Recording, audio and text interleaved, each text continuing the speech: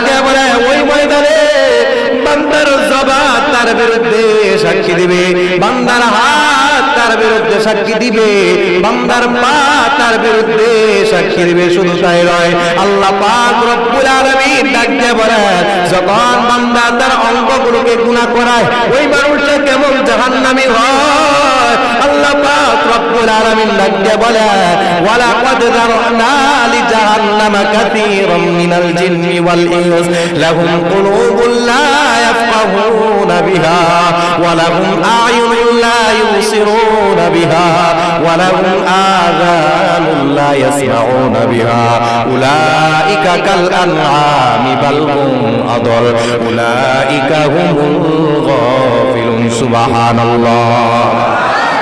আল্লাহ রাব্বুল বলেন ওই মানুষটা জাহান্নামে হবে কিয়ামতের ময়দানে। অনেক মানুষ এবং অনেক জিনকে আল্লাহ জাহান্নামের মধ্যে নিক্ষেপ করবে। তাদের এক নাম্বার অপরাধ আল্লাহ